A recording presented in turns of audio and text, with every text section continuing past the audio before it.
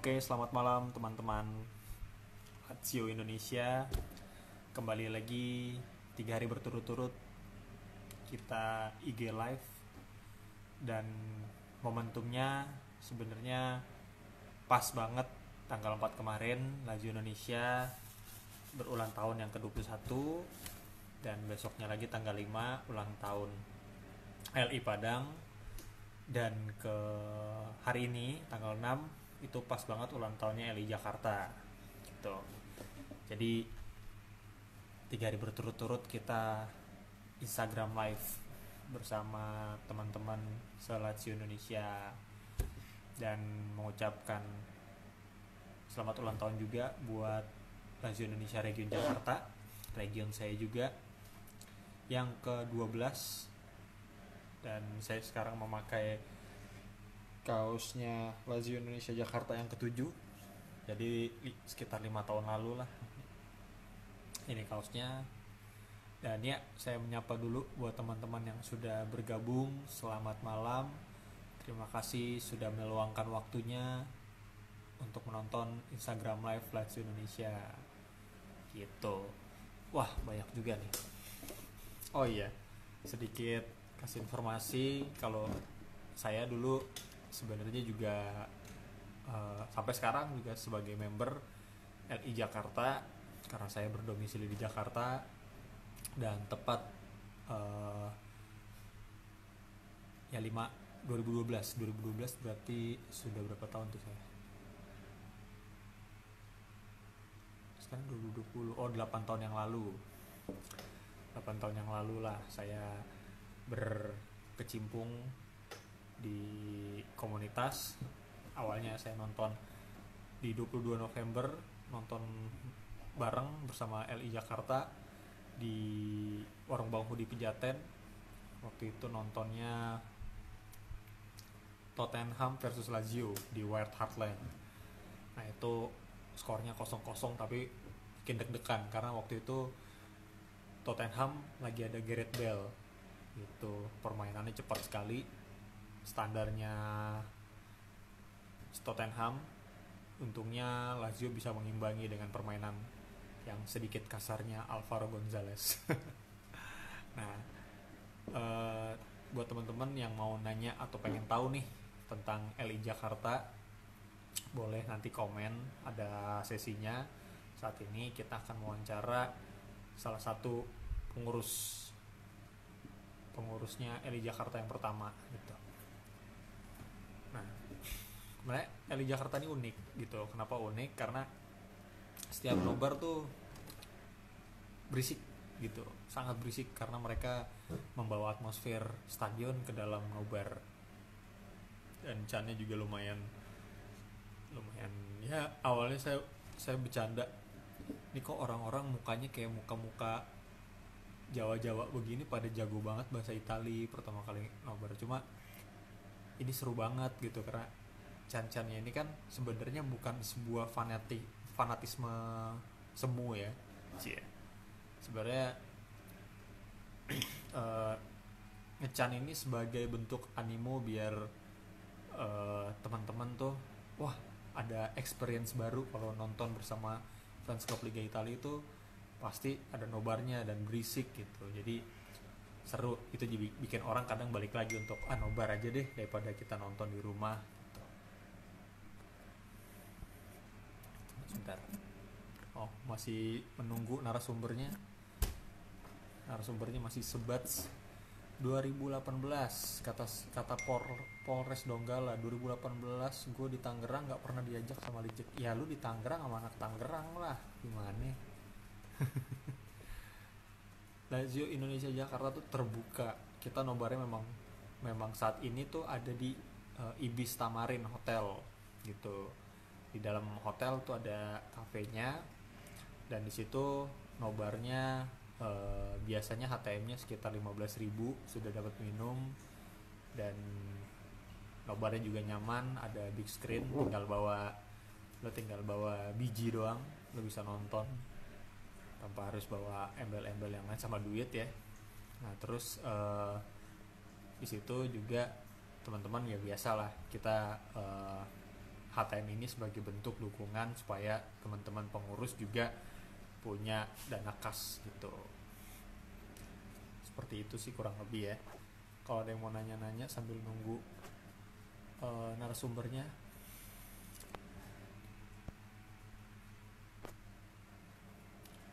Mana ini?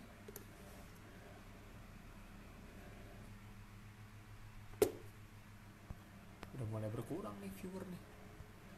Orangnya gak datang nih. Oke. Win.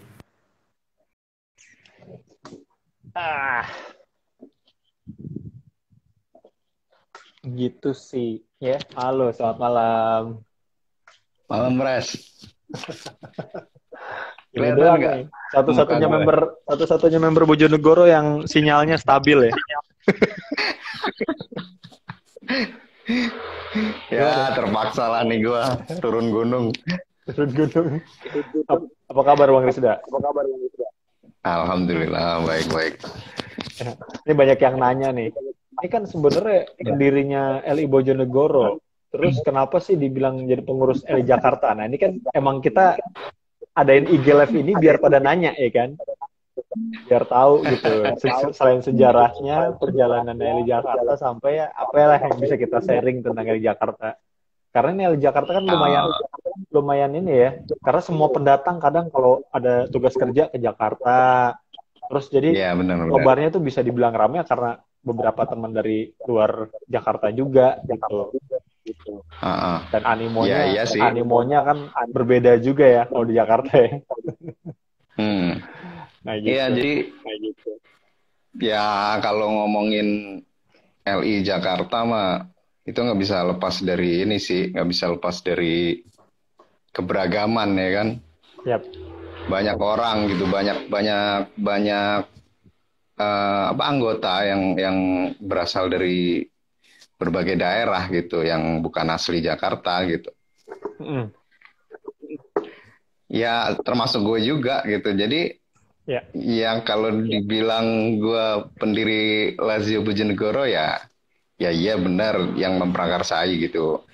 Waktu itu juga gue mendirikannya juga di Jakarta, cuman yang di sini kan ada kawan-kawan yang udah ada gitu. Cuman kan dulu kan masih malu-malu gitu kan. Ya. Udahlah, gue bilang udahlah bikin itu aja region sendiri di sana, nanti juga insya Allah berkembang kok. Gitu ada Om Marlan sama Bobo waktu itu kan. Kita bertiga aja itu. Posisi gue sih dulu masih di Jakarta. yang ngejalanin kegiatan offline-nya sih mereka gitu. Gue cuman di Bojonegoro dulu gue cuman kayak yang ngepush aja, ayo bikin apa gitu, nobar gitu, futsal gitu, diramein gitu. Ya aktifnya sih di Jakarta dulu karena memang dari awal gue dari tahun 2003 gue udah di Jakarta gitu kan. Iya. Nah, itu tahun berapa sih yang di Bojonegoro tuh? Bojonegoro 2010. 10 ya? 2 tahun udah berkembang ya? Jakarta udah 2 tahun. Kalau Jakarta sendiri sebenarnya kalau ngomongin Lazio Jakarta itu udah nggak bisa lepas sama LI secara keseluruhan sih ya. Betul.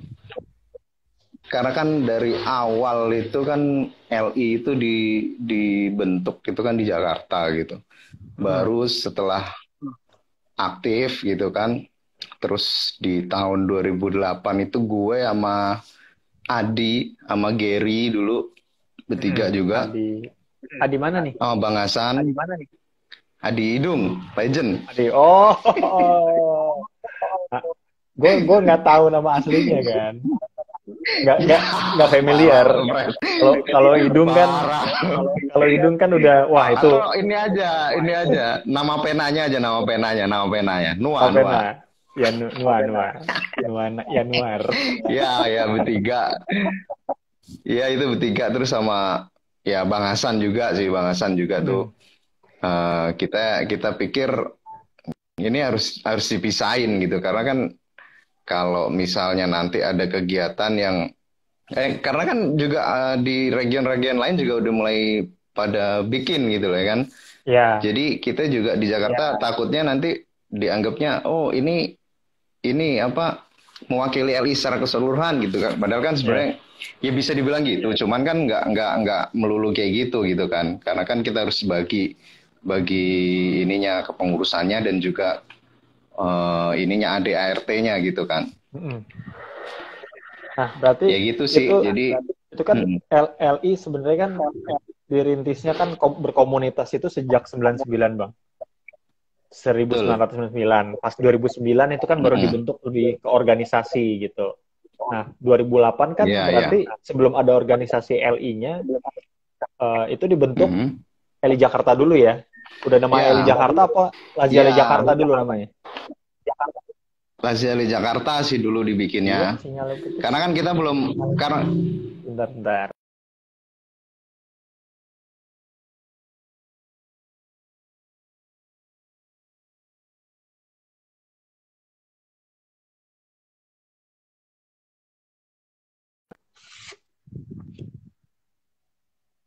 Pres yang jelek.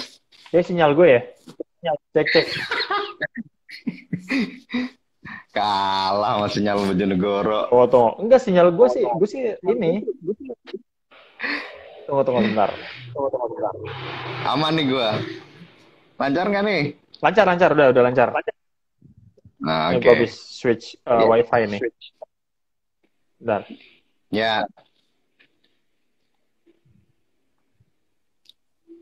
Nah, itu dari 2008 ke 2009. Nah, itu kan LI Jakarta sudah terbentuk dulu lah ya, udah pasti udah pernah nobar, bahkan sebelum ada Munas pertama lah disebutnya ya. Iya. Ya, gathering. Nah, itu 2008 itu pencetusnya tuh sebenarnya siapa sih? Yuk kita bikin LI Jakarta yuk. Dan kita tetapin 6 Juni. Tapi sebenarnya 6 Juni gue tahu agak sedikit tahu ceritanya. Iya, tadi yang gue bilang kan itu gue terus Gary, Idung, terus sama Bang Hasan ya, Bang Hasan. Karena kan dulu ada turnamen juga kalau nggak salah, turnamen futsal gitu kan. Di tahun? Turnamen futsal yang ngadain 2008 juga. 2008. Turnamen futsal itu yang ngadain Trans 7. Oke. Gue ingatnya di Kelapa Gading dulu. Macan bola bukan? Itu ya jadi bukan. Trans 7 dulu itu One Stop Football. Bukan One Stop Football. Apa ya? Gue lupa turnamen dalam rangka apa gitu. Pokoknya ngadain Trans 7. Iya, kayak gitu ya. Udah ngumpul kan gitu terus ya kita ya udahlah kita coba bikin ini aja, jangan jadi pisahin gitu. Gue pemikiran gue gitu. Jadi kita pisahin aja, jangan digabungin sama pusat gitu. Yeah. Jadi Jakarta punya region sendiri. Jadi kalau misalnya ada kegiatan-kegiatan yang sifatnya diwakilin Jakarta ya udah sama LI Jakarta gitu ya, loh. Betul. Iya. Jadi gitu sih. Berarti Bang Rizda, ada Om Idung, Om Hasan, sama Gary ya. Nah itulah awal terbentuknya ya. Betul. Nigel nongol nih. Halo Nigel.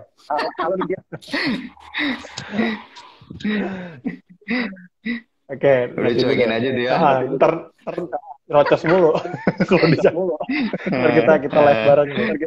Nah, terus berarti di 2008 itu udah ada tuh ya LI Jakarta. Terus 2009 baru tuh sekitarnya muncul ya. Bogor, terus Depok. Iya. Jadi dulu kan karena memang belum ada ADART ya di LI kan baru disahkan itu kan pas di gathering 2009 di Bandung kan. Yeah. Jadi memang waktu itu ya belum ada aturan baku gitu soal region. Jadi bisa dibilang ya udahlah. Di Bogor ada, di Bandung ada, terus mana lagi ya? Surabaya, Jogja belakangan sih. Ya. Ya, pokoknya itu urutannya sih sebenarnya. Jadi ya itulah. Kita bentuk kayak gitu jadinya. Nah, kalau bisa dibilang nih ketua pertamanya LI Jakarta siapa sih? Gue aja nggak tahu nih. Kita dulu nggak pakai ketua, Vin. Tapi Jadi emang lebih ke koordinator lah. Kalau istilahnya dulu kan ada Sultan siapa? Ya, Sultan Syahrir ya. lo kalau ngomongin gini deh, kalau Koordinatornya dulu siapa ngomongin LI zaman dulu ya, kalau ngomongin LI dulu itu udahlah, lo lagi udah. Jadi ya udahlah, nggak perlu itu ketua gitu dulu. Jadi ya nobar tuh juga pernah ngalamin nobar 4 orang, ya kita aja, gua, Idung, Gary, ya gitu-gitu aja. Jadi ya nggak perlu, gue bilang dulu ya nggak usah lah pakai ketua-ketua, yang penting kita jalanin bareng gitu. Terus belakangan pada saat udah mulai rame, anak-anak member juga udah banyak, ya sok lalu bikin deh kepengurusan atau apa kayak yang istilahnya biar gampang koordinasinya gitu. Betul. Kalau awal-awal ya kita nggak bisa nyebut ketua ya, cuman kita jalanin bareng ya, paling yang kan kalau aktif misalnya aja gitu. ada undangan, misalnya ada undangan kayak di Trans 7 kemarin tuh, itu yang menghadap PIC-nya siapa tuh? Biasanya kalau nggak ya Bang Hasan, kalau nggak ya pokoknya itu, kalau nggak Bang Hasan, kalau nggak gua, kalau nggak ya Idung, kalau nggak Gary, tergantung aja kita nanti. Jadi koordinasi aja. Jadi siapa yang bisa nih jalan, ya jalan gitu. Nah terus mulai tuh ke istilahnya transisi ke organisasi. Nah itu kan gue sempet dengar dulu terus ada ketuanya namanya sebelum Fajri ya. Sebelum Fajri ketuanya siapa gitu. Itu yang lo tahu siapa aja sih? Yang gue tahu yang bener-bener dipilih jadi ketua itu ya Fajri sih. Sebelumnya paling cuman jalan ya bareng-bareng yang kayak gue bilang tadi.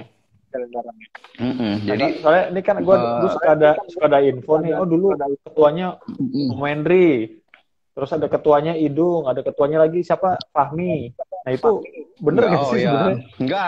Kalau yang lain gue rasa sih enggak. Kalau Wendri kan Depok. Idung ya bisa dibilang ketua karena prinsip yang tadi gue bilang gitu kan. Terus Fahmi cuman kan dia melambaikan tangan ke kamera kan. Tapi itu siapa yang milih istilahnya? Belum jalan. Kalau Idung kan kita jelas nih. Dulu yang di istilahnya karena pertama. Apakah ada proses votingnya atau gimana? Seingat gue itu anak-anak ngumpul pas nobar. Terus ada wacana untuk reorganisasi gitu kan. Ya udah disodorin lah, silakan milih siapa, beberapa nama gitu yang kayaknya aktif gitu kan, aktif di medsos lah dulu. Ya udah Fahmi, akhirnya anak-anak sepakat ya udah Fahmi. Orangnya sih waktu itu kalau nggak salah nggak datang sih, cuman gue lupa orangnya nggak datang apa gimana. Cuman pada saat ditunjuk, oke, lo siap nggak? Siap. Cuman baru nggak tahu bertahan berapa lama, akhirnya dia mutusin untuk mundur. Dia putusin mundur ya. Kata Fajri itu votingnya gambreng tuh. Oh berarti belum ini ya, belum resmi lah bisa dibilang ya, belum kerja bahkan ya. Iya. Nyerah sebelum berperang. Udah jangan lo bahas lagi, udah kesian. Oh, gue nggak tahu, nggak masalah, gue nggak tahu apa-apa nih. Gue kan anak baru. Oke, lanjut. Berarti pas lanjut. Itu sekitar tahun berapa sih Bang kalau boleh tahu? Kalau gue kan megang 2014, sedangkan gue tahu Fajri kayak sebelum 2012 sudah ada di tuh. Iya. Jadi sebenarnya kan masih berkecimpung di LI Jakarta itu nggak tahu lah ya. Gue rada lupa transisi ke Fajri. Yang pasti dulu sempet agak sepi nobar gitu kan, agak sepi gitu. Terus karena gue ingetnya itu dulu gara-gara kita udah nggak ada home base untuk nobar gitu. Oke. Jadi dulu pertama kita nobar itu kan di Tusi Sudirman. City Walk Sudirman. Ya, benar. Ya itu tempat bersejarah LI itu. Tusi itu, ya itu bener-bener kalau yang anak-anak lama yang dulu sering nobar pasti berkesan banget itu tempatnya. Karena emang tempatnya bagus gitu kan, tempatnya bagus. Terus kita bener-bener dijamu, pokoknya orangnya, ownernya, manajernya welcome. Manajernya juga Scalazio kebetulan waktu itu. Terus kita pindah, habis itu Tusi di situ nggak lanjut. Kita pindah ke Tusi yang Kuningan, yang Belgio. Sempat beberapa kali, terus akhirnya Om Adi Sinici dulu namanya tuh, dapat tempat di Denanta itu di daerah Panglima Polim kalau nggak salah. Di situ, sampai di situ akhirnya udah ini juga, udah nggak memungkinkan juga, terus akhirnya pindah ke mana ya, setelah itu di yang daerah itu apa namanya tuh, kafe yang di daerah Cut Nyadin kalau nggak salah ya. Cut Nyadin. Bukan, belum di Tebet ya itu ya. Itu belum di Tebet ya.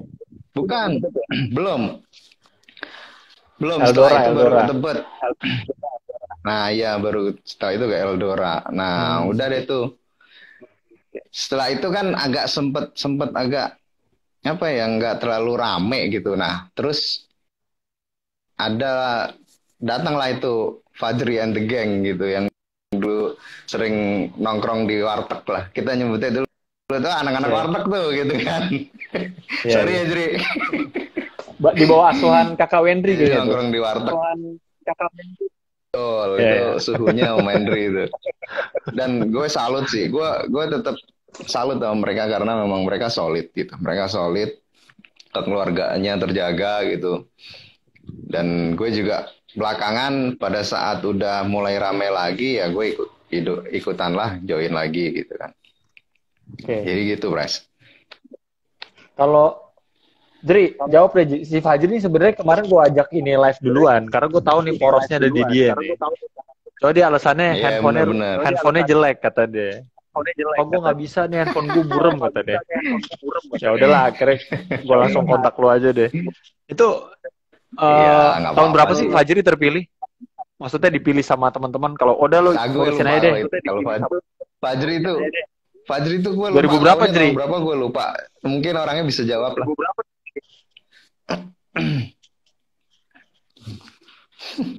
Sambil nunggu jawaban lah itu ntar. Iya, karena dari Fajri kan gue baru nobar itu tahun 2012 tuh. 2012 gue nobar, nah itu udah solid sih kalau gue tuh udah jadi. Ada yang megang HTM, ada yang ngurusin teknis, Siva, laptopnya segala macem, udah gue nonton tuh tinggal ini aja, tinggal bayar HTM senderan gitu loh. Iya bener. Dan kalau awal-awal mah lo nggak usah bayar ATM, langsung kabur juga bisa, Vin. Makanya yang ngurusin tekor mulu. Cek. Bentar.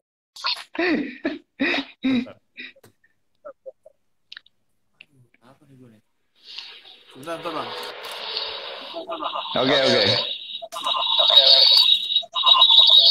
Gue pasangnya dulu. Cek. Ya, udah jelas. Oke.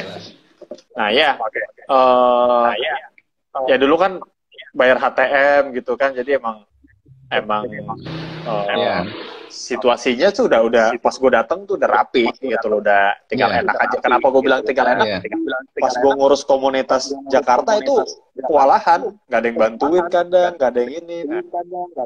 Istilahnya emang tim ini yang di apa? Ya. Kalau misalnya kalau nggak ada tim ya nggak berjalan, nggak berjalan. Iya, makanya kan salah satunya yang gue salut juga dari dulu pas dipimpin Fajri itu emang Jakarta jadi solid banget emang. Terus rame, anaknya rame gitu. Nobar juga ngecannya juga pada rame gitu. Sebelumnya mah ya yang ngecen ya kalau nggak Gary gua gitu, Om Jo gitu aja. Ya. Om Jo kan rusuh aja tuh. Nggak, nih karena kan ini kita sekarang langsung bicara fasenya Fajri ya. Nih kita langsung ngomongin Fajri aja deh. Karena memang gue tahu logonya LI Jakarta dulu ya seperti itu gitu, yang simple tiba-tiba udah berubah sekarang gitu. Nah itu yang ngerubah kan kalau nggak salah nih lu nih yang ngerubah nih bang, bener gak? Iya, bener. Nah, Waktu itu kan karena emang logo awal itu kan gue bikin simple aja sih ya, terus tulisannya adalah Ziale Jakarta gitu kan. Ya. Yang sempat dibikin bendera sama Imron, bendera legend itu kalau nobar itu dibawa itu. Nah, itu bendera logo awalnya. Terus akhirnya belakangan karena udah ada baku ya, ketentuan baku ala penamaan region segala macam. Jadi ya mau nggak mau gue rubah gitu. Ada penyesuaian dikit. Sebenarnya beberapa kali gue bilang ke Fajri sih, Cri udah ganti aja nggak apa-apa kalau misalnya lo ada ide yang lain gitu. Ya. Udah dia bilang nggak usah gitu aja nggak apa-apa katanya. Ya udah sampai sekarang ya kayak gitu. Ya maksudnya ngerubah logo kan juga kita ngeliatin kemampuan sama filosofinya juga kan. Kalau sekarang teman-teman masih pada belum ngerasa perlu diganti, mendingan gak usah diganti gitu. Iya. Nah, kalau menurut lu nih, pas transisi dari istilahnya belum ada pengurus ke pengurusnya Fajri itu gimana? Komen dari istilahnya dari teman-teman lah. Ya, kalau untuk kepengurusan Fajri gue bilang solid sebenarnya itu yang paling utama. Terus emang gue tahu sih ada beberapa kali konflik, emang ya wajar lah sebenarnya kayak gitu tuh, yang di komunitas banyak orang gitu, banyak pikiran gitu, banyak pemikiran, banyak ide gitu kan. Ya. Jadi ya wajar aja kalau ada beberapa kali konflik, dan itu sesuatu yang wajar dan dinamis lah kalau untuk di komunitas gitu. Jadi tapi kan di luar itu, di luar konflik yang terjadi gitu, dan mereka masih tetap bisa solid, bisa kompak, itu yang paling keren menurut gue sih. Dan nggak sampai bikin bikin perpecahan gitu loh di LI sendiri gitu. Tapi kan memang kalau bisa dibilang Jakarta ini kan nggak dibilang kecil juga, nggak dibilang gede juga enggak gitu. Cuma jarak yang kadang bikin orang males gitu. Ya misalnya ada di barat juga ada, di timur juga ada, di utara juga ada gitu. Itu di masa-masanya memang. Iya. Di masa-masanya memang. Ya sekitar beberapa tahun lalu lah. Kalau sekarang udah bergabung lagi. Ya gue tahu. Ya itulah tadi yang gue bilang, banyak member, terus banyak pemikiran, banyak tipikal orang beda-beda gitu kan, pengennya gini gitu. Ya itu wajar gitu. Dan sebenarnya ada beberapa kali gua tahu gitu, katanya beberapa daerah gitu kan nobarnya kejauhan gitu, ngeluh gini, tempatnya jangan di situ dong, jangan itu. Kadang gue ini juga sih, gue rada ini juga. Gue nggak bisa menyalahkan mereka. Cuman kalau kita balik lagi ke awal gitu kan, itu lebih gigi gitu loh, Vin. Jadi maksud gue, lo bayangin aja dulu anak-anak.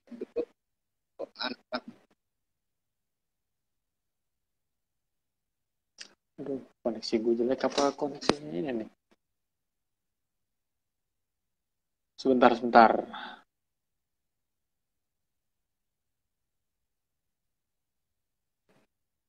Sebentar, sinyalnya bermasalah lagi.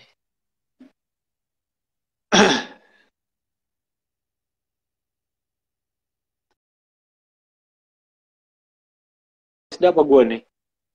Iya. Oke, kita keputus dengan Bang Rizda. Kita coba lagi. Sinyalnya nih. Seru juga ya ngomongin Jakarta ya. Nah, abis ini gue mau ngebahas tentang momen-momen kayak mulai awal mula. Ya, sorry keputus nih Bang. Ya. Nah, ya kurang lebih udah tau lah karena memang banyak kepentingan, banyak orang gitu ya. Nah, cuma gue mau nanya nih awal-awal nobar di Tusi ya. Itu gimana sih istilahnya berbagi-bagi tugasnya atau proses kan misalnya divisi nobar nih sebenarnya yang agak riskan nih karena Jakarta tuh punya prinsip setahu gue ya harus nobar terus setiap pertandingan mau itu di base camp mau di tempat umum gitu. Iya kalau lo nanya pembagian sih awal-awal nobar di Tusi itu ya gue semua yang handle Vin. dari bikin appointment sampai ke teknis ya. Iya bukannya gue bukan mau ini ya bukan mau mengecilkan peran kawan-kawan yang lain cuman memang dulu yang ngurusin nobar bener-bener itu ya gue gitu terus paling sama Om Jo dibantuin. Ya jadi gitu aja kalau di Tusi itu sebenarnya juga Tusi itu kan awal mulanya kan gara-gara apa gua pas waktu itu masih itu ya masih kegiatan cuman futsal doang gitu kan. Iya. Jadi tahun 2007 akhir tuh.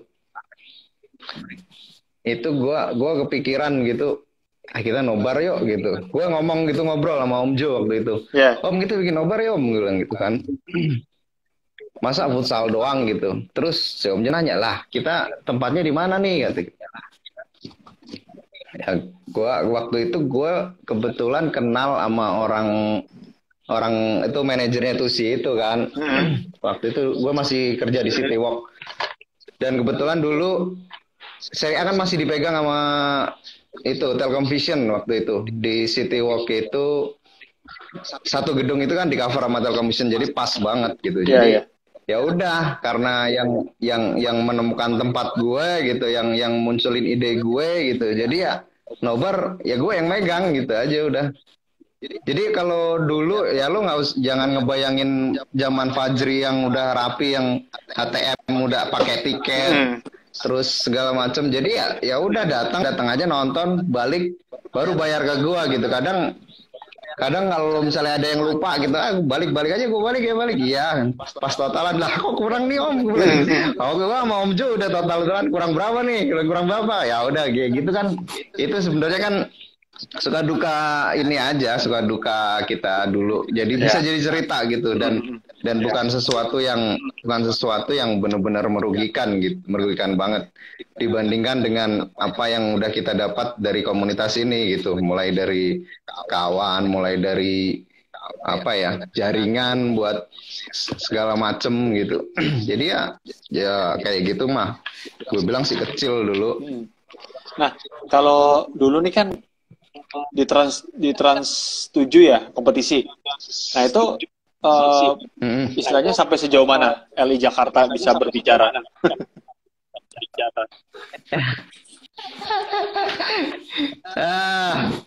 Itu kita kalah dulu. Cuman emang dulu peraturannya lucu banget sih. Itu salah satu yang bikin kita kesel juga. Jadi dulu itu aturannya gini, kita dulu ketemu Indomanut. Gue inget banget itu. Kita ketinggalan 3-0. Kita ketinggalan 3-0 babak pertama. Aduh, anak-anak udah empot-empotan nih. Nah, datanglah Om Jo di tengah babak gitu. Om Jo ngomel-ngomel kalau lo ngeliat Facebook gue atau gitu ada foto Om Jo lagi gitu. Nah itu tuh momennya. Duh semprot semua Om Jo semangat tuh. Udah akhirnya kita itu fight lagi sampai bisa 3-3. Kita nyamain. Nah ternyata pada saat udah selesai panitianya bilang Mas ini Lazio kalah ya Mas. Lah kok kalah kan seri gitu kan nggak ada perpanjangan tuh nggak ada Mas. Jadi kita memutuskan yang lolos itu yang bisa ngegolin duluan gitu. Ya, peraturan gitu sih, jadi gitu. Tapi seenggaknya udah nunjukin semangat lah ya. Jadi ya udah akhirnya kalah kita gitu. Kalau nah, setelah itu kan ikut. Gimana Pres? Suara lu rada cek. Setelah itu kan masuk nggak soalnya? Yo. Nah, masuk nggak? Setelah itu kan banyak kompetisi lain tuh di 2012, 2013. Nah, ada ke sih prestasinya Eli Jakarta sebelumnya? Atau di tingkat komunitas juga lah? Kalau di luar kayaknya sih belum terlalu Lazio paling mentok perempat babak selanjutnya perempat final gitu, gue lupa pas waktu itu ada. Nah kalau untuk internal sendiri sih yang Trofeo itu dulu masih Trofeo belum LI Cup ya. Itu kita pernah juara 3 kali berturut-turut gitu kan.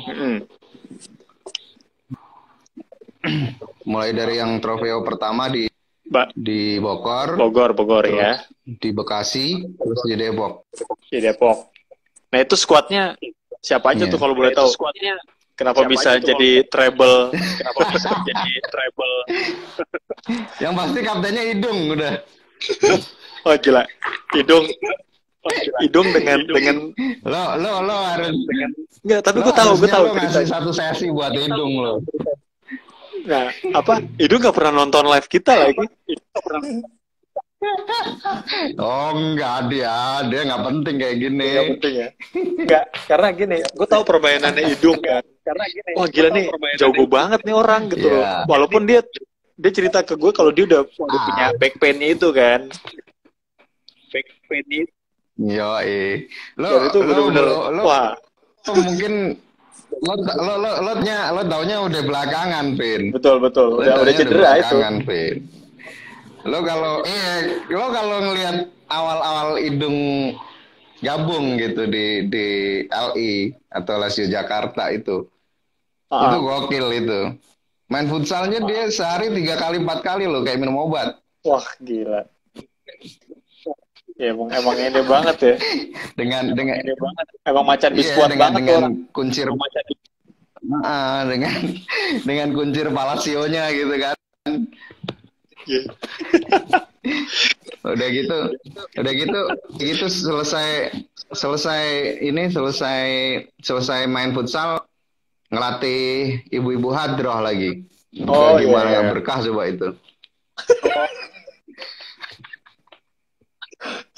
Oke. Kenapa jadi ngomongin Idung ini? Tapi bener deh, ini emang kayak kemarin kan ngomongin Eli Padang, merembet kemana-mana, ngomongin sama Om Felix pasti merembet kemana-mana. Karena emang banyak sejarah yang masih kita tahu juga gitu. Nah, terus ya berarti dulu memang one man show lah bisa dibilang ya, atau pengurusnya lo lagi gitu ya. Iya, betul. Gimana sih caranya? Lu waktu ngurus Eli Jakarta kerja apa kuliah, Bang? Kerja. Udah kerja ya? Di Bendi ya?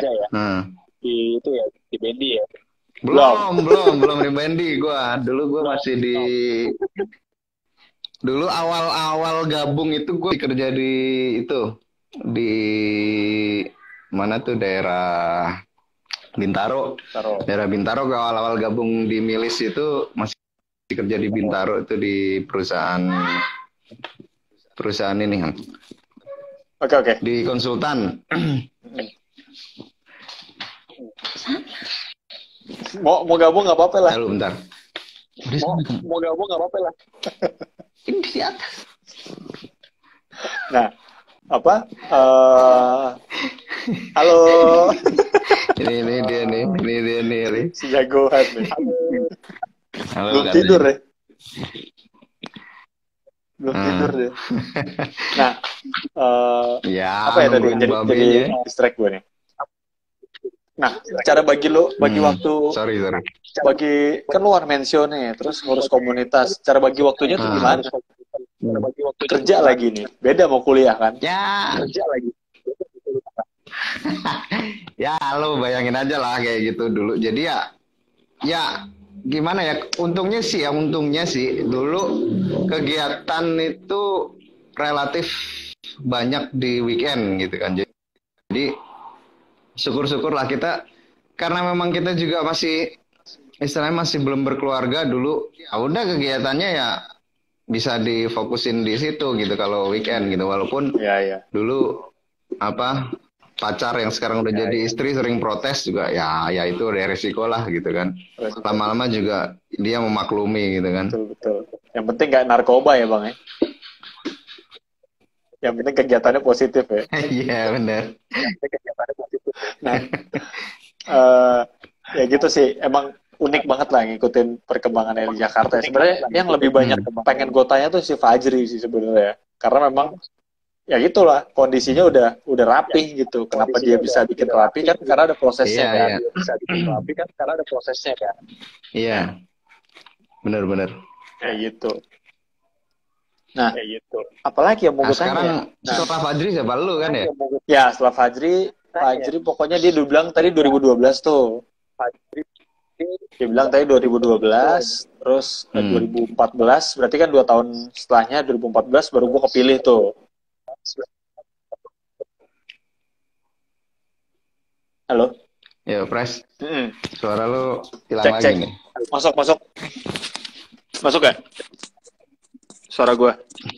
Masuk gak? Ya, Oke. udah. Nah kan, berarti 2012 Fajri, 2014 ke gue nih. Nah, tapi gue masih penasaran, maksudnya lu sempat merhatiin awal perkembangannya Fajri dari 2012 ke 2014 gak? Itu yang lo lihat cara memimpinnya gimana? Terus memang tuh posisi-posisinya keren banget sih. Ada yang ngurusin nobarnya nanti, ada yang ngurusin futsalnya. Ya, bener. Dan apa ya, yang balik lagi sih, yang gue bilang tadi. Sebenarnya mungkin kelebihan utama Fajri itu bisa ngerangkul kawan-kawan gitu, dan yang gue lihat memang mereka sepantaran gitu kan umurnya gitu. Maksudnya jadi lebih gampang gitu, mungkin lebih nyambung, lebihnya bisa diajak, ayo kesini, ayo kesana gitu. Terus mungkin bisa juga gampang juga gitu ngebagi tugasnya gitu, karena masing-masing juga udah paham. Karena gue yakin dulunya itu kan sebelum Fajri resmi ngurus komunitas itu kan mereka udah sering nongkrong bareng gitu ya itu tadi yang gue bilang anak warteg gitu kan, sering nongkrongnya di warteg itu yang gue tahu gitu kan. Jadi sebelum itu gue yakin mereka komunikasinya udah bagus gitu kan. Terus pada saat dia masuk ke organisasi, gue udah yakin Fajri udah, ini lo ngurusin ini lo ngurusin ini. Jadi lebih enak karena sebelumnya udah didasari sama komunikasi yang bagus gitu. Betul. Jadi itu sih gue bilang sih. Dan juga bagusnya lagi Fajri itu nggak semertamba gitu langsung gue jadi karek terus ini, enggak. Dia tetap sering komunikasi juga sama yang senior gitu, kayak Idung tetap dilibatin, undang gitu waktu itu, walaupun gue beberapa kali nggak bisa. Dan ya itulah maksudnya itu jadi nilai plus sendiri buat Fajri gitu. Dan makanya sekarang jargonnya dia itu karek abadi, itu masih nyangkut banget itu di anak-anak Jakarta gitu kan. Sampai lo mah nggak lewat lo mah. Nggak ada, dia nggak bisa cuek. Orangnya nggak bisa cuek. Walaupun kayak gue bodo amat tetap aja dia turun tangan juga. Iya. Bang, gue mau nanya nih pengalaman. Salah satunya kenapa itu? Pengalaman DDC pertama itu pas udah ada Fajri atau belum? Gue kayak dengar cerita-ceritanya tuh seru tuh waktu di VD ya. Pertama. Yang kasus itu sebenarnya bukan DDC pertama sih. Itu udah. DDC pertama itu kapan tuh? Itu udah beberapa kali. Sorry. Video lu putus-putus bang, bentar. Yo, Pres. Ya, suara lu doang yang masuk, gua off dulu aja ya. Hilang. Ntar Yuk. gue lihat dulu. Oke, udah. Ya. Siap udah. Nah, itu edisi pertama kapan sih? Kalau yang lo maksud bahwa ada sedikit clash sama anak Roma itu bukan DDC pertama sih. Iya. Oke. Itu kalau yang DDC yang gue inget sih dulu kita pernah ngundang anak Roma itu di Tusi. Pas kita menang 4-2 yang Zarate ngegolin, Kolarov, Lichtsteiner sama Pandev itu. Itu kita puas banget men. Itu kan anak Roma ada dua ini ya, ada dua komunitas ya. Indo Roma, RCI sama Indo Roma ya. Sekarang Indo Roma kayaknya udah vakum deh. Nah itu kita undang dua-duanya gitu. Dan ternyata mereka pun itu nggak akur gitu. Dan kita ketawa-tawa aja di belakang gitu kan. Kita kasih ayo silakan masuk ke depan, di dalam aja, di dalam kita di luar. Kita di belakang aja gitu kan. Kalau ribut gampang gitu kan. Jadinya mereka gitu. Anjir. Itu berarti di 2011 2010 kali ya? 2009. 2009. Wah, ngeri juga. 2009 itu 4-2 itu skornya. Jadi waktu itu wah kita itu puas banget dah, itu puas banget, paling puas itu derby itu karena kita posisi di belakang gitu kan, anak Roma kita suruh masuk ke dalam, udah kita unggul terus kan, nggak ada ketinggalannya, jadi mereka bener-bener yang diem gitu sesekali karena kita dulu deketnya sama anak Indo Roma ya, anak Indo Roma. Kalau sama anak Indo Roma sih cuek-cuek aja, mereka ngechan, kita ngechan gitu. Bebas. Kalau yang anaknya RCI di depan diem semua, wah, itu puas banget. Terus setelah selesai pertandingan, ada satu anak Roma itu gue ingat rambutnya gondrong keribu gitu, dia bawa jersey Lazio gitu kan, bawa jersey Lazio terus diinjek-injek segala macam gitu kita gue sama Om Jo tandain tuh Om tuh orangnya gampang itu tandainya, orangnya keribu gitu kan, oke. Gitu kan. Ya udah, setelah itu ya itu kejadian DVD itu ada salah satu kawan kita anak Lazio itu yang foto nunjukin jari telunjuk lah di depan banner mereka gitu kan. Oke. Terus mereka nggak terima gitu. Gue ditelepon, gue inget banget waktu itu siang-siang gue ditelepon sama anak Roma. Mas, gue dari anak Roma gitu, kita ketemuan yuk, ini ada sedikit masalah nih yang nggak bisa terima. Yo Pres. Putus lagi. Ya terus anak Roma yang nggak bisa terima. Masuk suara gue jelas? Suaranya masuk tapi videonya buffering. Oke, udah lancar. Ya. Oke. Ya, jadi mereka intinya nggak terima, terus ngajakin ketemuan kan, gue bilang, ya, gue bilang kalau lo ngajakin ketemuan sekarang nggak bisa, soalnya anak-anak belum pada ngumpul. Kalau mau, waktu itu gue inget dia nelpon gue Sabtu gitu, terus minggunya kita ada match lawan Genoa. Genoa kita nobar di Tusi. Gue bilang besok kalau mau datang aja di Tusi Sudirman, kita ada nobar di situ, gue bilang gitu kan. Ya udah, setelah dapat telepon itu gue langsung koordinasi sama Om Jo. Waktu itu gue inget banget, gue telepon pertama, Om ini ada anak Roma katanya nggak terima, atau ada katanya ada anak kita yang foto banner mereka gitu. Ayo, terus mereka ajak ketemuan, gue bilang aja gitu kan. Oke, gue kumpulin anak-anak, kata Om Jo gitu. Ya dikumpulin lah sama Om Jo tuh, tukang pukul yang badannya gede-gede tuh. Anjrit gue kalau inget. terus. Udahlah, datang mereka. Awal kita masih nobar tuh. Mereka udah datang tuh dari awal. Nelpon gue, Bang, gue udah nyampe gitu. Ya udah masuk aja, kita lagi nobar gitu. Ya udah nonton aja dulu Bang. Nanti kalau udah break setengah babak kita kesana gitu. Oke, ya udah kalau gitu kan. Udah, akhirnya setelah break babak pertama gue telepon, Mas, udah masuk aja gitu. Udah Om Jo udah dibagi-bagi posisi deh tuh. Om Randy badannya gede di sini, Om John badannya di sini, Om John Les. Ipung anak Tangerang Pung, lo jaga kalau misalnya ribut tutup pintunya, gue bilang gitu. Yang ngomong Om Ali aja gitu. Oh, udah akhirnya masuklah mereka, ada berapa orang gue lupa, sekitar 10-an orang. Kita juga sekitar itulah, hampir berimbang lah sebenarnya gitu.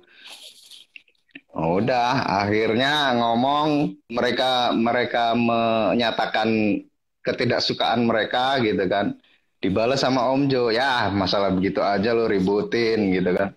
Dulu ada anak lo nginjek-injek jersey Lazio, kita nggak ribut gitu kan. Ya udah gimana nih bang gitu kan, akhirnya gitu si Om Jo langsung menawarkan solusi cepet aja, udah gini aja, gue kasih anaknya yang ngacungin jari tengah ke banner lo kasih tuh anak yang injek-injek jersey Lazio ke gue, masing-masing tampol 5 kali, lo boleh nampol dia 5 kali, gue boleh nampol dia 5 kali sama Om Jo gitu, udah nggak pakai lama udah. Aduh, lucu banget ini. Wah jangan gitu dong bang, jangan gitu bang, itu ntar itu dong main fisik, dan lu tujuan lu apaan kesini gituin, wah panas deh tuh kan. Ya. Wah, mereka ini juga sih, Bang udah siap-siap nutup pintu deh tuh. Tuh sih mencekam deh tuh. Anjir. Waduh. Udah. Gue nunggu banget itu kalau kejadian yakin gue bilang baku hantam di dalam udah habis sudah tuh. Tapi untungnya gitu nggak terima, akhirnya mereka nggak mau, jangan bang jangan kayak gitu kan. Dan pada akhirnya ternyata deadlock tuh Vin, akhirnya deadlock kan. Gimana solusi gue begini, solusi lo gimana? Mereka nggak bisa, mereka maunya kita minta maaf. Gue nggak mau minta maaf kata Om Jo gitu, nggak mau minta maaf, sama-sama melecehkan kok kata dia gitu kan. Akhirnya deadlock tuh, udah solusinya gitu aja, gue tampol. Si Om Jo udah nyiapin tuh Om Randy yang paling gede badannya suruh nampol deh tuh. Nah udah. Wah gila, kayak orang Rusia kan Om Randy kan, sekali nampol bisa pingsan tuh. Orang iya udah, makanya akhirnya mereka udah keringetan deh, gue liatin tuh mereka udah tegang semua mukanya kan. Satu orang yang di ruangan itu yang tegang, Imron. Waktu itu Zarate ngegolin gol, dia teriak dong mau mecah kebuntuan dong, anjir gue goblok. Pada tegang gitu kan, Zarate ya gue juga nengok gitu, wah Zarate ngegolin aman, menang lagi kan, mood ini lagi agak rendah gitu. Coba itu kita kalah, bisa habis sudah itu. Lucu banget. Tapi itu berkesan banget sih. Akhirnya endingnya sih ya udahlah kita maaf-maafan aja, udah nggak jadi deh itu. Dan besokannya gue iseng banget gue buka forumnya Roma. Kita habis diomongin men, anjir itu yang namanya anak Lazio namanya Johan itu ngecek banget ngomongnya, kayak emang tuh semalam gini gue ketawa aja, kenapa nggak semalam aja lo ngomong gue lagi. Iya ya, biasalah coward ya. Jiper ngeliat Om John Les, ngeliat Om Randy udah jiper mereka. Iya. Ngeri banget emang. Berarti nggak sekarang doang ya yang suka tensinya tinggi ya. Dari dulu udah tensinya udah tinggi. Enggak, tensi tinggi dulu. Wah. Dulu mah gila orangnya. Cuma yang paling pecah sih, dan paling menurut gue ya paling pecah. Tapi nggak seru ya, maksud gue lebih suka yang kalau emang mau berantem kita ya by hand aja gitu. Kalau itu kan waktu nobar di Otista itu yang paling pecah kan, karena memang kesalahannya itu masa banyak banget dan nggak bisa kebendung Iya ya emang nggak bisa dihindari lah kalau kayak gitu. Pasti kelas yang namanya, apalagi kalau udah berbau naga gitu kan. Iya berbau Roma, emosi lah ya. Iya. Nah, terus gimana, Bres? Nah, udah putus-putus gak sih? Enggak kan ya? Aman ya? Putus. Enggak, udah lancar kok. Nah, kalau ini kan sekarang kalau gue lihat nih, LI Jakarta kan memang udah berjalan selama 1-2 tahun terakhir ini kan nggak ada ketua. sebenarnya berarti terakhir sebenarnya yang disebut pengurus itu ketua itu ada di 2016 kan 2016 gue kepilih tuh jadi presiden tuh. Itu yang dipilih langsung Ari dan Dewo gitu karena waktunya dilihat banyak harus kuliah. Terus 2000 berarti 2018 tuh udah mulai hilang tuh ketuanya siapa. Udah mulai rada vakum sih. Ada gak yang kira-kira lo apa istilahnya lo tawarkan nih, ini coba aja dia nih sebagai ketua gitu. Mungkin anak lama atau anak baru gitu.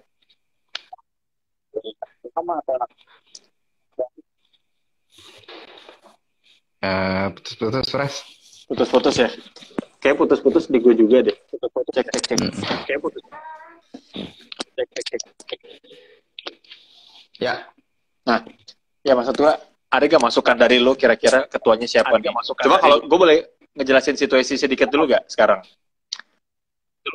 Ya, silakan.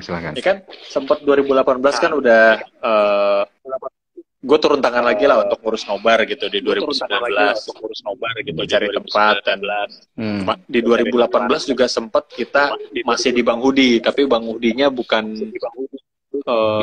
Bang Hudi ya, maksudnya yang di Kemang yang di dekat Lawless itu kita tetap di situ. Terus 2019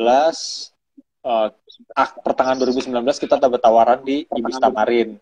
Nah, sebenarnya kan di sini masih istilahnya masih ada campur tangan gue nih untuk terus nobar. Tapi sekarang nih situasinya udah gue udah kerepotan gitu loh. Dan sekarang nih ada teman-teman. Sekarang waktu itu di 2018 di 2018 gue kumpulin tuh teman-teman dari ya sebenarnya kan tadi kita sempat bahas Jakarta tuh sempat terpecah ya. Ada yang di utara, ada yang di timur, ada yang di barat gitu. Jadi gue kumpulin semua untuk gue bilang ya tetap bergerak atas nama Eli Jakarta. Kalau setuju kita tetap jalan. Dan dari situ kebanyakan teman-teman setuju dan gue tunjuk satu divisi nobar namanya Rusdi gitu. Karena gue lihat ini anak masih punya semangat dan tempat nobarnya gak jauh dari rumah dia gitu. Jadi untuk kandidat ketua sih sebenarnya udah ada, cuma kendalanya kemarin karena dia juga baru tahu komunitas yang Eli Jakarta dan Lazio Indonesia, jadi masih butuh untuk tahu lagi lebih banyak lah tentang komunitas. Cuman ya anak udah lumayan sering gitu untuk dikasih kepercayaan, lumayan sering. Cuma dia dari mulut dia sendiri dia bilang gue masih belum siap untuk jadi ketua karena belum kenal anak-anaknya gitu. Nah, kalau dari lo ada masukan yang lain lagi atau atau gimana? Yang lain lagi atau enggak, kalau gue sih ini aja sih.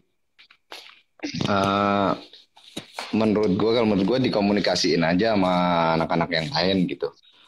Karena kan apapun itu kalau udah dikomunikasiin kan lebih enak gitu loh. Jadi biar nggak ada yang merasa dilangkahin, biar nggak ada yang merasa ditinggal gitu kan. Okay.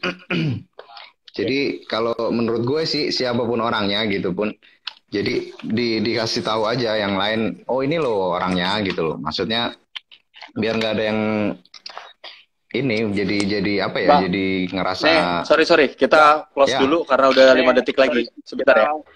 Oke. Sorry terpotong karena sudah sejam. Kita langsung panggil lagi ya Bang Rizda deh. Oke. Ya, pembicaraan kita masih belum selesai nampaknya karena masih lumayan banyak yang dibahas. Sorry keputus nih Bang. Ya. Siap. Nah, ya terus tadi gimana masukan dari lo Bang? Ya tadi yang gue bilang sih komunikasiin aja sama anak-anak. Jadi misalnya yang pengurus lama, yang sebelumnya, yang istilahnya yang udah nggak menjabat gitu, kasih tahu kayak gini loh kondisinya gitu. Jadi intinya kan sebenarnya komunikasi gitu, apapun itu gitu. Betul. Itu aja sih menurut gue. Kalau memang itu menurut lo dan menurut anak-anak yang terbaik ya nggak apa-apa, jalanin aja. Kan kita mengikuti apa yang kemarin disampaikan sama Rais Aam Lazio Indonesia kan, jangan sampai pecah gitu aja. Betul. Oh ini ada yang nanya tadi, kenapa nggak Fajri? Nah ini gue kasih klarifikasi nih buat yang telat nih. Gue udah awalnya gue ngundang Fajri dulu, cuma karena kendala teknis jadi Fajrinya nggak bisa diganti oleh Rizda. Terus Adrian kenapa nggak live? Kemarin TNC-nya gue harus wawancara Om Felix dulu. Jadi kalau udah wawancara Om Felix berarti dia udah bisa gitu. Oh jadi gitu. ada TNC-nya lah. Ini yang nonton kayaknya ini juga nih, ada Ryu Mechanical Tool, ada Tekiro juga nih, keren juga nih. Wah, pantas lu kemarin menang giveaway ya. Oke, gue udah mulai paham, udah mulai nyambung nih. Oke Bang, oke kita balik lagi. Nah, jadi kan memang istimewanya nih komunitas LI Jakarta, mereka punya beberapa, mereka nih gue sebut aja mereka karena pada saat gue menjabat, gue udah mulai ngebaca pikirannya, walaupun gue belajar 1 tahun gitu. Karena kan gue dari awalnya kan bukan dari komunitas, orang nggak tahu apa-apa istilahnya, gue kejebak gitu kan untuk dijadikan ketua di tahun 2014. Nah, jadi gue belajar nih pola kerjanya seperti apa. Dan yang istimewa dari komunitas ini, mereka pengen tuh setiap nobar itu harus ada gitu loh. Setiap nobar itu harus ada, walaupun kita nggak dapet tempat misalnya karena jam nggak mendukung 2:45 gitu. Dan di tahun 2013 sampai 2015 itu Lazio lagi banyak job istilahnya. Seminggu kita bisa 3 kali nobar karena di Europa League kan. Dan itu pun kondisi tidak baik karena nobar Jumat malam atau Jumat subuh, terus Senin juga mesti nobar lagi, Minggu malam banget ya, itu hal yang menurut gue berat banget. Bahkan kalau gue dibilang ngurus LI sama ngurus LI sama ngurus Jakarta, menurut gue lebih berat Jakarta secara fisik ya, gitu. Karena Jakarta bergerak terus nih untuk setiap kegiatannya gitu. Bener kan? Nah, istimewanya itu terus bener. Mereka juga punya istilahnya, ini gue bilang mereka lagi karena memang dari zamannya Fajri itu udah mulai tertata tuh, ada kelas Chan, ada istilahnya apa, kopdar tanpa ada kegiatan, maksudnya bukan futsal, bukan nobar, bikin kegiatan kopdar gitu loh, di base camp atau di Taman Menteng gitu. Dan itu memang menurut gue ini sih. Dan yang lebih hebatnya lagi, link ke komunitas lain gitu loh. Link ke komunitas lain tuh yang memang benar. Gue ngelihat Fajri mungkin solid gitu di tim. Dan efeknya itu ke fans club lain pun komunikasinya bagus. Nah, cuma karena waktu itu ada di tahun 2013 itu ada FA gitu, Euro Football Fans Association, dan itu si Fajri langsung delegasiin gue untuk megang EVA sendiri. Jadi udah dari pertama EVA terbentuk tuh perwakilan Lazio itu gue gitu. Dan memang ya gue ngerasa ngurus komunitas itu di Jakarta itu bukan sebuah beban yang gimana gitu loh. Karena di sini gue juga belajar istilahnya kita bagi tim gitu loh. Dan Fajri pun tuh bukan orang yang ini lu gue kasih kerjaan tapi gue lepas gitu. Pada saat gue nggak bisa ya dia bisa tutup lubangnya itu gitu. Emang Jakarta tuh menurut gue berat banget sih. Orang kalau mau jadi pengurus Jakarta harus tahan. Tapi ya satu ini juga sih, gue juga pengen pesan juga sih buat kawan-kawan gitu yang lain, terutama kalau misalnya sekarang kita lagi bahas eksklusif di Jakarta gitu ya. Pesan gue sih oke lah kalau misalnya kalian pengen ngarepin apa ya, orang itu ngurusin komunitas atau region itu dengan total gitu. Cuman kalian juga harus paham gitu. Kalian juga harus paham karena ini komunitas atau region ini gitu itu sifatnya kan bukan sifatnya kan non profit gitu kan. Jadi bukan sesuatu yang menghasilkan uang gitu. Jadi terkadang ya walaupun nggak melulu soal uang ya, cuman kan ada prioritas yang harus mereka kerjakan orang-orang yang memegang roda organisasi gitu loh. Jadi Betul. boleh kalian nuntut segala macam, cuman ya harus paham juga kondisi-kondisinya gitu. Jadi kalau bisa juga jangan terlalu memaksakan gitu. Walaupun memang pada akhirnya kalau memang nanti rame regionnya juga yang bagus juga pengurusnya gitu kan. Cuman ya balik lagi itu tadi. Kita ini kan non profit gitu. Jadi jangan terlalu di inilah gitu loh. Jangan terlalu di-push yang bener-bener yang ya, ini jangan terlalu di-push yang sampai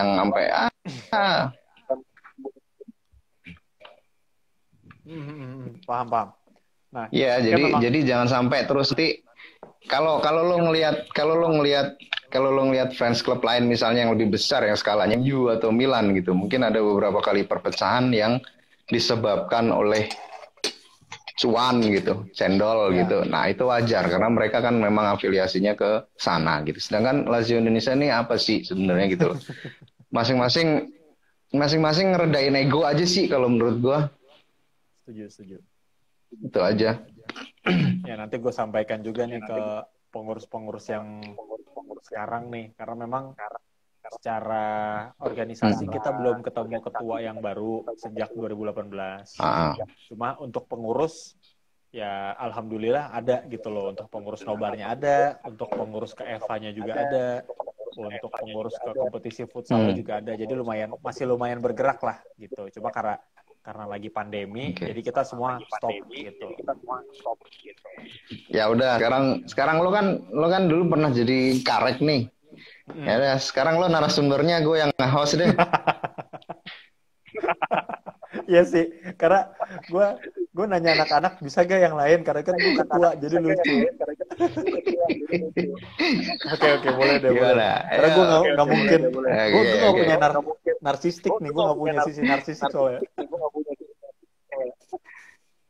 Oke, boleh deh. Tunggu sebentar ya. Gua ngeliat nih di komen nih banyak saudara-saudara gue Jakarta ini. Halo semua ya. Ya, halo selamat malam yang udah salam buat keluarga semua. Ini masih ada yang nanya lagi nih. Jadi, lu mendingan beli handphone deh, jadi. Ini masih banyak yang nanyain anak-anak. Fajri mana? Iya, benar. Jadi Fajri nggak bisa kita live sekarang karena ada kendala teknis. Jadi dia minta Bang Rizda untuk jadi narasumber dulu gitu. Nanti kita kita beliin handphone deh si Fajri deh. Nah, sekarang narasumbernya udah beda. Sekarang gue nge-host sekarang. Oke, yo, Vin. Ya. Lo kan ini ya sempat menjabat jadi ketua gitu kan, ketua region gitu. Nah, gue inget pertama kali ketemu lo tuh yang bener-bener gue ngeh banget lo itu. Pertama kali gue perhatiin lo itu pas lo jadi fotografernya Idung. Ya itu di kawinannya Idung itu inget banget. Nah, gue juga nggak nyangka sih lo bahkan bisa jadi itu gitu, bisa jadi karek terus melompat jadi presiden gitu lah di Indonesia itu keren banget. Itu bisa lo ceritain nggak sih itu apa gimana lika-likunya dan suka dukanya gitu selama menjabat jadi karek terus lompat ke presiden gitu? Nah sebenarnya ini prosesnya juga cepet banget ya Bang. Jadi awalnya sebenarnya pada saat gue dilibatkan sama Fajri itu momen pertamanya itu kita bikin koreo. Jadi kan gue nggak tahu nih apa namanya koreo. Dia cuma bilang Vin ikutan yuk, kita mau bikin ucapan ulang tahun di Monas di tahun 2013 itu di Monas. Jadi gue datang, gue iseng-iseng bawa kamera, di sana ya mungkin karena teman-teman handphonenya masih pada handphone kentang kali kan. Jadi istilahnya ya udah deh nggak apa-apa pakai kamera gue aja, gue bilang gitu. Gue pakai kamera gue, ya, langsung flash istilahnya setelah itu gue edit cepet, langsung gue naikin, dan itu dapat respon positif tuh anak-anak. Oh ini ada tim dokumentasi baru nih, LI Jakarta gitu. Dan gue pun selama gue ada waktu gue kerjain gitu loh. Terus mulai tuh komunikasinya mulai intens karena memang gue udah terbiasa ikut komunitas juga kan. Jadi pada saat komunitas non profit maksud gue ya, jadi dimintain tolong, jadi ya udah mau aja lah gitu. Nah di tahun 2014 waktu itu momennya ya itulah ada masalah dari, biasa kan dulu Jakarta tuh sangat dinamis ya, jadi punya beberapa konflik dengan elit pusat gitu. Nah pada saat itu di Jakarta itu kosong, istilahnya kepengurusan kosong. Tapi gue tahu situasinya anak-anak masih pengen komunitas gitu. Dan di 2014 itu gue inget banget yang minta untuk gue jadi ketua itu sebenarnya Anas gitu. Karena Anas waktu itu terpilih jadi ketua, cuma karena ada komunikasi yang kurang baik sama di Jakarta. Jadi ya gue bukan sebagai pahlawan karena gue gue nggak punya ada masalah ke kanan atau ke kiri. Pada saat diminta gue nanya ke anak-anak, ke Idung pertama yang gue tanya ke Idung, ini si Anas minta gue jadi ketua karena di sini Jakarta nggak ada. Dan itu pun gue datang ke base camp mau menjelaskan apa yang Anas minta gitu ke gue. Nah, terus di situ ya udah anak-anak bilang ya udah Jakarta tuh yang penting kita kompak gitu loh, jaga komunikasi udah. Nah gue nggak mikirin pusat itu siapa, gue nggak mikirin konfliknya dulu seperti apa, yang penting gue ngurus Jakarta gitu. Nah awal gue ngurus Jakarta berat banget bang, karena anak-anak baru kepada kenal gue juga gitu loh, baru kenal gue, dan gue punya sistem mungkin berbeda ya. Jadi gue masih punya istilahnya nanya-nanya lah sama Fajri itu seperti apa ngurus komunitas Jakarta. Oh lu bikin tim ini, bikin tim itu, karena yang dibuat sama dia tuh udah rapi gitu. Nah, sekarang kan masalah klasiknya gini, orang yang biasa dikomanduin pemimpin sebelumnya, ketemu pemimpin baru, ya masih istilahnya nggak mau gitu loh, masih belum bisa. Nah di situ yang gue istilahnya yang gue coba pahamin adalah gue kenal lebih dalam lagi lah teman-teman, gimana sih, kenapa sih mereka nggak mau dengerin gue lah istilahnya gitu. Cuma memang masalahnya itu kompleks juga lah, ada yang emang mereka nggak bisa ngurus karena mereka kerja, mereka nggak bisa ngurus karena mereka ini. Jadi gue ya terpaksa gue ngurusin sendiri komunitas selama 2 tahun, dan 2016 itu ya gue penasaran ikut namanya Gatnas, karena 2014 yang di Malang gue belum tahu itu apa Gatnas, jadi gue emang masih belum ngeh lah, karena waktu Malang itu masih ketuanya masih Fajri, bukan gue. Nah, jadi gue nggak tahu ini apa tuh Gatnas, dan gue nggak pernah kepikiran pengen berangkat ke Malang. Cuma kan karena gue 2014 sampai 2016 ini intens ngurus komunitas dan komunikasi gue sama pusat gitu, jadi Jakarta dimediasi sama gue, komunikasi bagus lagi. Ya udah gue ikut ke Manado waktu itu. Nah intinya sih gue ngurus komunitas suka dukanya sebenarnya banyak banget gitu loh, karena memaksakan diri, karena gue kan kerja juga gitu, gue memaksakan diri kadang nobar Senin pagi gitu, tapi ya berusaha lah ngambil positifnya aja nih, apa di tengah begini nih positifnya apa gitu. Tapi yang lebih gue surprise lagi tuh lebih banyak positifnya gitu loh. Ngurus komunitas tuh lebih banyak positifnya karena gue lebih kenal, kayak gue makin intens ngobrol sama Om Jo tuh di awal-awal ngasih gue, oh lu bisa video, bisa foto, ya udah kita ketemu, kita ngobrol di kerjaannya gitu. Terus ya udah gue kenal ke teman-teman Laziale yang lain yang menurut gue oh ini yang bisa gue ambil dari komunitas ini, link gitu loh. Link ya benar bisa kenal teman lebih banyak itu. Kita kenal teman lebih banyak, nggak cuma di Jakarta doang, dan itu yang menurut gue wah ini positifnya dari komunitas gitu. Dan beruntungnya juga gue desainer juga, jadi untuk semua proses kreatif di komunitas gue yang handle sendiri gitu loh, bikin flyer, bikin apa, jadi gue bisa handle itu semua sendirilah, kurang lebih seperti itu. Dan uangnya waktu itu sebenarnya 2015. 2015 itu ceritanya gini Bang. Ini sebelum jadi presiden ya. Jadi mungkin anak-anak nganggap ini portofolio gue. Jadi 2015 itu ada babak belur. 2004, babak belur padahal. Jadi di 2014 itu terpilih Pontianak sebagai tuan rumah Trofeo Pontianak. Gitu. Karena di 2014 kan mereka juara ya di Lampung ya. Nah, mereka ngerasa juara ya di Lampung. Betul.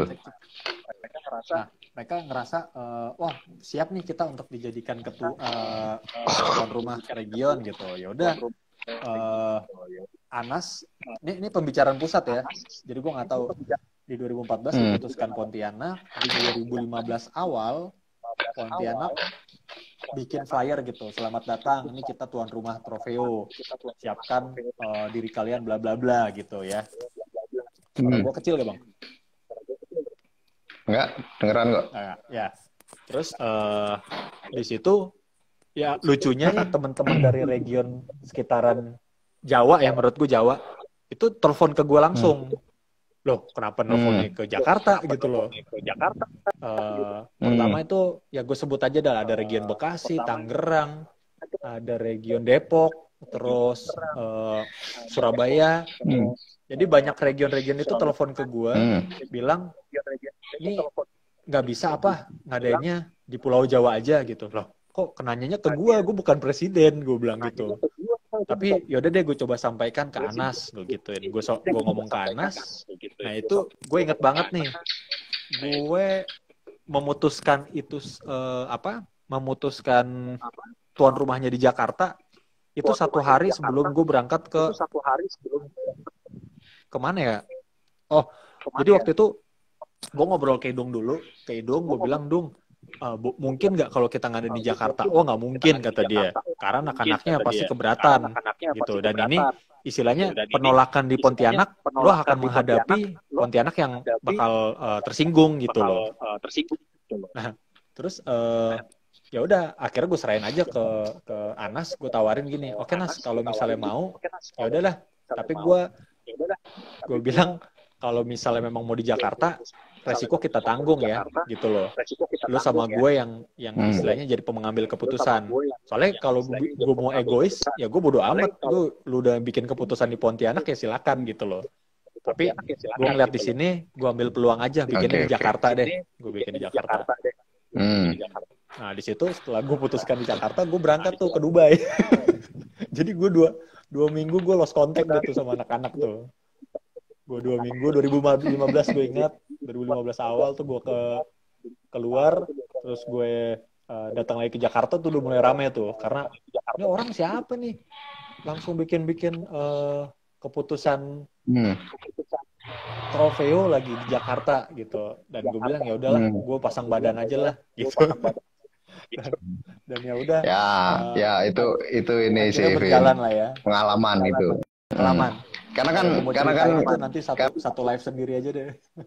Tapi yang penting karena kan itu pertama kali gue ngejabat Jakarta, dan tahun berikutnya gue bikin Trofeo skala nasional di Jakarta gitu loh, di Cibubur pula. Babak belur habis. Cuma 28 tim yang datang itu nggak ada yang kecewa, itu yang gue senang gitu loh. Gue pertama kali ketemu Nigel juga, gue pertama kali ketemu senior Traktor FC. Ketemu pertama kali ketemu di situ ya sama Nigel ya. Iya, dia datang bawain gue jersey Klose. Thank you Nigel, thank you very much. Nah itu dia, mungkin gue komunikasi sedikit, cuman dia pas dia datang dia tahu, wah nih ketuanya nih, jadi dia main kasih aja gitu ke gue. Dan itu gue lagi capek banget. Dia datang, dia ngobrol-ngobrol sama Almarhum juga dan segala macem. Tuh. Jadi banyak ya, maksudnya mungkin lebih banyak dukanya kali ya, tapi nggak juga lah ya, diimbangin lah. Sukanya juga banyak pasti. Tapi itu tadi Vin, karena Dewan Suro LI pernah bilang terbentur gitu kan. Jadi setelah lo banyak sekali terbentur dengan segala macam persoalan di Jakarta gitu kan, dan akhirnya lo bisa naik tingkat, naik kelas ke jadi presiden, dan harus gue akuin lu jadi salah satu presiden yang paling sukses di LI gitu. Terima kasih. Terima kasih, Bang. Nah, ya itu prosesnya kan butuh, bukan sesuatu yang instan gitu. Jadi kita bisa dengarkan sama-sama di sini gimana proses gitu, dan dengan seperti itu gue juga berharap bahwa kawan-kawan itu bisa memaklumin gitu kalau di antara para pengurus itu ada banyak kurangnya gitu, nggak perfect lah, nggak perfect. Jadi kalau misalnya ada sesuatu yang memang dirasa kurang, ya langsung aja disampaikan gitu. Jadi jangan ini pribadi gue ya, ini pendapat pribadi gue, jangan bikin rame cuman di medsos doang gitu loh. Jadi di Facebook rame banget gitu, terus pada saat ketemu diam aja, nggak ada apa-apa. Nah itu menurut gue nggak sehat gitu loh. Jadi kalau misalnya ada sesuatu, karena kan jargon kita gitu kan, ini big family kan, jadi ya ngobrol aja, ngomong aja gitu, apa yang kurang itu dari pengurus gitu, misalnya ada sesuatu gak seret gitu, kasih tahu gitu. Ya itu sih. Terus gimana lagi, Pres? Apa ya? Ya, ini sebenarnya gue mau cerita tahun 2016 juga lucu sih. 2016 itu lucu banget lanjut. Itu. Karena gimana? Bikin di Cibubur itu kan ya udah responnya positif gitu loh. Teman-teman, ya gue nggak pengen istilahnya one man show ya, cuma teman-teman banyak yang melihat istilahnya potensi gue lah untuk jadi ketua gitu. Dan gue pun nggak mau, jujur gue nggak mau, karena gue ngajak teman-teman di Jakarta untuk ke Manado, yang akhirnya yang berangkat cuma beberapa orang doang gitu loh. Nah, terus sampai di 2016 di Manado gue ikut Gatnas. Nah itulah, gue nggak tahu kalau prosesnya pemilihan presiden itu sebarbar itu ya. Barbar loh gue bilang. Kita habis jalan-jalan, setengah 10 disuruh ngumpul lagi untuk ngebahas ADRT. Ini apaan gue bilang. Gue masih belum tahu gitu. Sampai akhirnya jam 2:30 di situ ada prosesi pemilihan presiden. Dan ketuanya nih, gue kasih tau nih, ketuanya namanya si Marcel. Karena besoknya hari Minggu, dia mesti pulang jam 3. Dia udah capek banget, udah ngantuk gitu. Jadi ini ketuanya nggak ada. Terus kita masih terpilih presiden jam 3 pagi. Gue inget banget tuh. Dan akhirnya di situ terpilihlah calonnya tuh, ada Sam, Marlon, Om Azari dari Medan, sama gue. Ada 4 tuh. Ternyata Sam pernah jadi calon presiden ya? Calon presiden. Ini prestasi dia nih. Waduh. Jadi apa ini kalau dia jadi presiden ya? Nah, di situ dari 4 orang itu mundur 2. Saya mundur karena saya punya banyak urusan kali ya sama member. Jadi Om Azari juga mundur. Dan ya udah tinggal gue sama Marlon gitu. Cuma Marlon sempat kodein mata ke gue kalau ini bahaya nih kalau gue kepilih nih di sini. Kata dia gitu. Karena kan di sini pemilihan presiden kan berdasarkan peserta, belum berdasarkan region kan. Ya. Udahlah, gue pasang badan aja lah. Di situ gue telepon semua. Om Jo gue telepon, Idung gue telepon. Tapi itu ini juga sih, Vin. Kalau misalnya Marlon yang jadi pot memang ideal. Nah, untuk komunitas kita sekarang, presiden itu memang lebih baik dari area Jabodetabek dulu sih. Bukan mengecilkan anak kawan-kawan dari region lain ya. Maksud gua koordinasinya biar lebih gampang gitu, satu. Terus kedua, kalau misalnya ada kegiatan yang skalanya nasional, itu biasanya kan rata-rata seringnya itu di Jakarta gitu. Jadi jadi biar enak gitu ininya, koordinasinya gitu loh.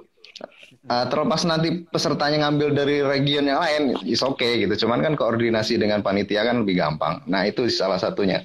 Kalau misalnya anak-anak di daerah yang jadi presiden, ada sih Dani kalau nggak salah ya, Dani jadi presiden tuh dia dari Bandung kan. Ya kan jadinya kan ini juga kan koordinasinya kurang bagus juga gitu. Nah itu sih yang gue bilang sih menurut gue gitu. Oke. Nah Ya itu sih. Jadi Ya, terus ada lagi nggak? Dari 2016 ya udah mulai lah istilahnya gue kepilih jadi itu bahkan masih jadi ketua Jakarta tuh. Lalu gue ngomong ke Fajri, Iya, gue udah benar. kepilih nih dan anak-anak juga Jakarta dukung gue untuk jadi Iya. udah berlanjut gitu. Potongin kambing sama Fajri. Nggak bikin pengajian di rumah hidung. Oke. Terus ini apa ya? Terus pas jadi presiden itu, Vin, gue lihat kan lu udah udah membuat banyak gebrakan gitu di LI gitu dan positif ya, dalam artian positif ya. Maksudnya lu selama ini nggak sih? Maksudnya ada dukungan dari kawan-kawan nggak sih? Maksudnya apa lu sendiri yang menjalankan semua atau misalnya ada tim tersendiri yang lu bentuk misalnya? Nah, itu pas gue terpilih jadi presiden, yang di kepala gue cuma karena gue belajar dari Jakarta ya. Jakarta awalnya setahun gue nggak punya tim yang solid. Gue istilahnya kerepotan. Nah, pas gue terpilih gue langsung pilih timnya gitu loh. Gue sebutnya tim kecil. Karena dulu istilahnya tim kecil ini yang karena gue tahu dari struktur presiden sebelumnya sampai yang terakhir Anas banyak yang nggak jalan gitu loh. Ada beberapa orang yang nggak jalan. Jadi gue pilih yang kecil aja deh, tapi pada mau disuruh semua gitu. Jadi gue pilih sekitar 9 orang. Waktu itu ada Yudo, ada Dastan, ada Agan, ada Widi, Wisnu, Rio, siapa lagi ya? Sekarang ada Sam juga gue masukin. Terus siapa lagi ya? Buluk sama Endol baru masuk. Pokoknya ada 9 deh. Oh ada Kiki. Sam ini berarti semacam Pak Prabowo gitu ya, kalah jadi capres terus masuk jadi menteri gitu ya. Enggak, kalau gue nyebutnya dia tupainya di Ice Age. Jadi setiap presiden tuh ada, setiap masa ada dia. Luar biasa memang dia. Kenapa gue pilih? Jadi gue bentuk tim. Kenapa gue pilihnya sekitaran Jabodetabek? Karena menurut gue nih yang bisa dipegang dari LI ini Jabodetabek. Karena Jabodetabek menurut gue ganas-ganas nih. Gitu. Walaupun waktu itu belum ada perwakilan dari Bekasi ya. Jadi dari Bogor gue panggil Agan, dari Tangerang gue panggil Kiki, Jakarta itu ada Yudo, Ciledug ada Widi, terus Tangsel ada Wisnu, terus Rio istilahnya dia lumayan kenal sama Kalimantan, Sam juga lumayan kenal di Jawa, jadi gue panggil istilahnya orang-orang yang punya nama lah, walaupun nggak powerful banget gitu. Akhirnya gue bentuk tim ini, dan beruntungnya nih gue punya tim yang ternyata ngedukung gue banget 100%. Kayak misalnya Kiki gue kasih tugas untuk membership, gue bisa lepas tangan sampai sekarang gitu loh. Istilahnya dia yang bisa ngurusin membership sampai selesai. Terus misalnya terus gue kasih Yudo bikin tugasnya untuk bikin Calcio, berjalan lah dia sampai sekarang. Terus lagi ada Widi sama Wisnu yang paling istilahnya konten-kontennya LI itu kebanyakan ide dari mereka gitu. Misalnya charity, terus ide-ide istilahnya ya pokoknya kebanyakan ide itu tentang sosial media itu dari mereka. Terus Rio juga dokumentasi. Jadi gue punya tim support system support system yang emang benar-benar semuanya bergerak, nggak ada yang diam di tempat gitu. Dan emang pada saat di tahun 2018 gue bikin Rakerli itu semuanya istilahnya nunjukin lah hasil kerjanya kita gitu selama 2 tahun.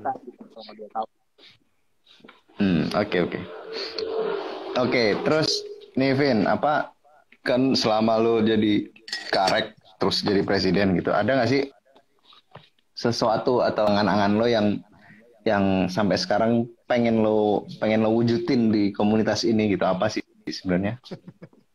Nah, sebenarnya angan-angan gue kan dulu nih sebagai Laziale baru ya. Laziale baru pengen. Gimana? Sorry, putus. Jadi sebagai Laziale baru dulu nih gue masih polos nih. Jadi angan-angan gue tuh pengen LI ini resmi. Ternyata gue udah dapet jawabannya dari Adrian dari Om Jo. Oh nggak bisa karena ada satu dan lain hal gitu. Oke nggak bisa. Terus gue pengen komunitas gue istilahnya proper lah dari segi sarana dan prasarana. Misalnya mau bikin sosial media yang proper gitu. Karena gue jujur, gue kiblat gue tuh ke ICI, Milan, sama United Indonesia nih. Ini kiblat gue nih karena berat. Karena memang komunitas mereka tuh solid banget dari segi apa ya? Dari segi publikasi sampai ke kedalaman ya istilahnya kalau tim ya. Ya. Nah, terus terakhir ya itu menurut gue sekarang lagi berjalan lah kita ke arah itu. Kita punya sosial media yang lumayan atraktif lah sekarang. Kita bisa istilahnya jaga komunikasi yang baik ke semua region gitu. Dan yang terakhir yang mungkin realistis impian gue nih, gue pengen kita punya tur bareng ke Olimpico gitu. Itu udah dari benar-benar itu sebenarnya udah gue bikin. Ya. Gue udah bikin draftnya, gue udah punya konsepnya, dan ini pas si 2018 itu Andrew kesana kan gue bener-bener pengen capture gitu lo apa aja sih kesulitan di sana, persiapannya apa aja, dan itu menurut gue realistis lah kalau kita nih Laziale ke Itali dengan istilahnya budget. Kalau gue bilang ini kecil banget ya, budget itu 15 juta tuh udah bisa bertahan untuk kita nonton gitu loh di sana. Dan itu kan pasti cuman kan lu kan tapi sorry Bres, itu kan budget segitu tapi kan harus ada itu kan. Kalau nggak salah harus ada apa ya? Garansi bank garansi bukan sih? Nah, gue sih sistemnya sebenarnya kalau yang dari gue kita pada pegang tabungan masing-masing gitu loh. Jadi kalau misalnya mereka pada saat ini kan travel itu kan selalu buka gitu loh. Travel selalu buka. Misalnya terakhir gue dapat data di 2 bulan lalu sebelum pandemi itu ke Italia return sekitar 8 sampai 9 juta Airways gitu. Nah, jadi duit segitu yang kita bilang sama orang-orang yang mau ikut, lo pasti siapin itu dulu sebelum masuk ke visa.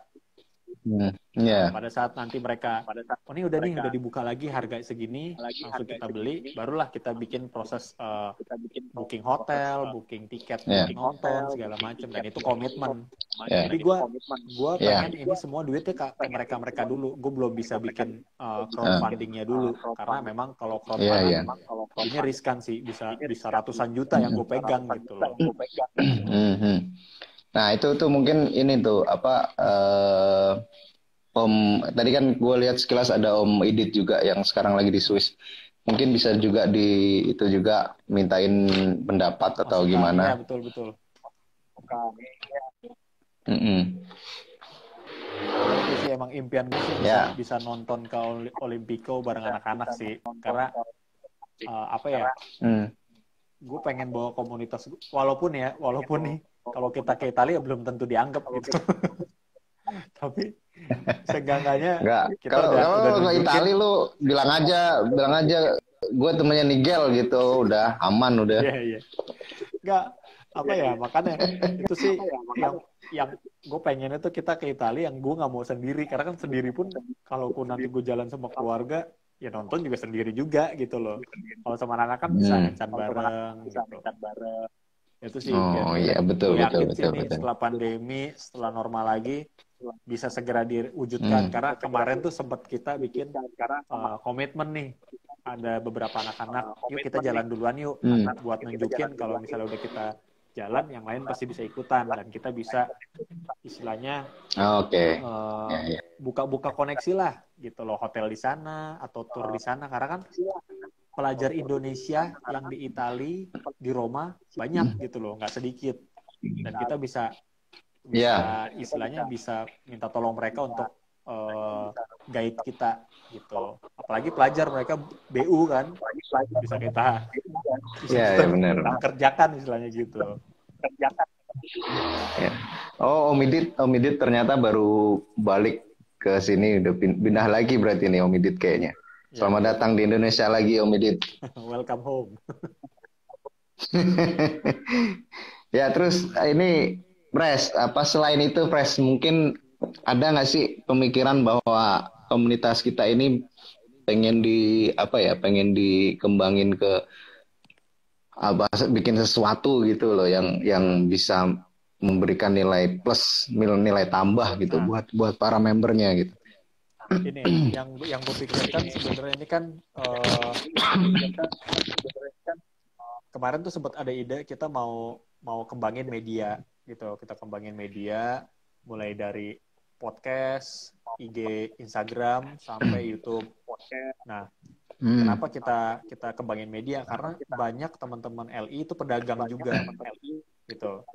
Kita nggak bikin sekelas Tokopedia, enggak. Cuma kita pengen support teman-teman dari segi ekonomi juga gitu. Dan gue bilang buat mereka yang istilahnya ngebantu dalam project media ini, ya mereka kalau misalnya ini media ini menghasilkan, mereka akan gue kasih profit juga gitu loh. Karena ini selain media untuk belajar, ini istilahnya kan sekarang bukannya menguangkan komunitas ya, cuma kita ngelihat kemungkinan yang bisa untuk ngembangin komunitas gitu loh. Dan teman-teman yang terlibat ya harus dikasih istilahnya penyemangat gitu loh. Kalau memang ini bisa menghasilkan, kita buktiin, kita transparan. Iyalah. Itu dan memang itu udah bukan bagian dari ini gitu kan. Bang, gua ini sebentar ya. Itu bukan. Sebentar, ada yang ini, ada kiriman soalnya. Sebentar. Oke, siap.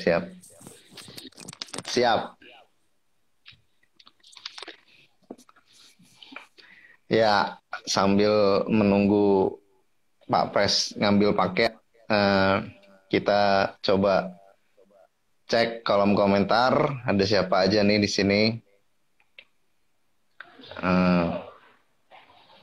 Ada Yudo, ada Sam. Wes, ada Cawas Uwe. Tepuk tangan Serbi dulu, Was.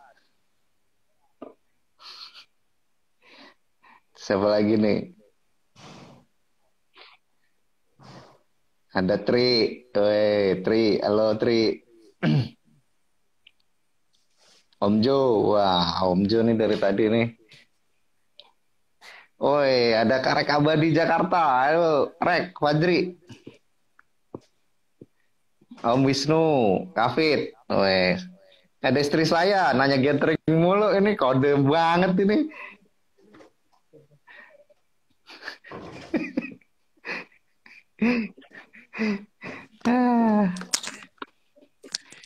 Sorry Bang. Wes, udah balik nih. Ya, halo. Sorry. Iya. Sorry kepotong. Ya, oke, nggak apa-apa. Gue lihat peluang ini bagus gitu loh, karena kalau media ini kan kita bisa bantu teman-teman yang punya usaha gitu loh. Usahanya ini kalau gue pikir bisa kita intens, istilahnya gini, kalau teman-teman biasa ngikutin Instagram, kita selebgramnya dah gitu loh.